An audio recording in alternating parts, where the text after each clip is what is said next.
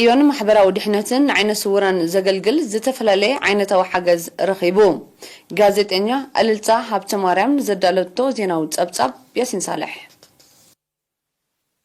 ሚኒስትሪ እዮን ማሕበራዊ ድሕነትን ኣብ ወጻኢ ካብ ዝነብሩ ዜጋታት ዝተላእከ ኣብ ዕለታዊ ምንቅስቓስን ንጥፈታትን ዓይነ ስውራን ዝሕግዝ ዓይነታዊ ደገፍ ረኺቡም እቲ ኣብ ሰሜን ኣሜሪካ ካብ ዝርከብ ማሕበር ኤርትራውያን ጥሙማንን ዓይነ ስውራንን ዝተላእከ ሓገዝ ተዓጻፍን ዘዕጸፍን መራሒ ኣባትር መጉልሒ መረጽን ከምኡን ንጽሑፍ ናብ ድምፂ ዝቐይራ መሳርሒታትን ስፖርታዊ ናውትን ዘጠቓለለ ትማሊ 11 ጉንበት ኣብ ዝተኻየደ ስነ ስርዓት ወከልቲ ናይቲ ማሕበር ነቲ ንብረት ንዋና ዳይሬክተር ክፍሊ መምሕዳርን ፋይናንስን ሚኒስትሪን ማሕበራዊ ድሕነትን ኣቶ ኣማሃ ኪዳነ ኣረኪቦሞ ምክትል ኣቦ ወንበር ማሕበር ኤርትራውያን ጥሙማን ዓይነ ስውራን ኣብ ሰሜን ኣሜሪካ ኣቶ ኣርኣያ ኤፍሬም ቀንዲ ዕላማ ማሕበር ሕብረተሰብ ኣብ ስንኩላን ኦታዊ ኣረኣያ ንኽህልዎ ምስራሕን ዓቕሚ ዘፍቅዶ ሓገዝ መብርካትን ከም ዝኾነ ብምጥቃስ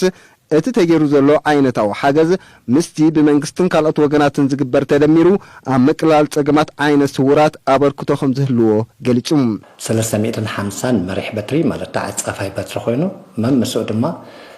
ስፔር ድኾነ እታ ጫፍ ኣጸቢቓ ስለትብላዕ ድሕሪ ቁሩብ ግዜ ንዑ ድትከካ ስፔርካ መምስ ጫፋ መጺሎ ምስኡ ድማ እዚ ተዓጻፋይ በትሪ መምስ ቁመቱ መምስ ዕድመ ድኸይድ ማለት እዩ ናይ 6 ፊት ኣሎ ከከም ቁመትካ ማለት እዩ ንዓይነ ስውራንሲ ኣጸቢቑ ብሕልፊ ኣብ ትምህርቲ ደረጃ ንዘለዎ ኣጸቢቑ ድሕግዝ ቴክኖሎጂ ሓድሽ እዩ ብዙሕ ኮሚታት ከም ዘድልያ ኤርትራ ንፈልጥ ማለት እዩ ሕጂቲ ጎስጓስ ነቲ ስቲግማ ሰይርካ ጎስጓስ ጌርካ ኣብ ዝለዓለ ደረጃ ናይ ሕብረተሰብ መረዳእታ ብድሆ ክብ ኣቢልካ ምስ ገለጽካዮ ህዝብና ሓያል ጸሓፊት ናይቲ ማሕበር ወይዘሮ የርዳኖስ አብርሃም ብግዳ ኣብዚ ምዕቡል ናይ ቴክኖሎጂ ዘመን ስንኩላን ማዕረትካል ኣካል ሕብረተሰብ ከፍርዩ ከም ዝኽእሉ ብምእማን ነቲ ሓገዝ ከም ዘበርከትዎ ጠቂሳ ኤርትራውያን ነበርቲ ሰሜን ኣሜሪካን ዝገበሩሎም መተሓባባር ኣመስጊናም ብፍላይ ኣብ ግዜ ምቁጣብ ክጠቕሞም ይኽእል እዩ ሕጂ ኣብ ክንዲ ብሬል ሓሳሲሎም ከንብቡ ዝሓድሩ ኣብቲ ኦድዮ ይሰምዑ ኣብቲ ናይቲ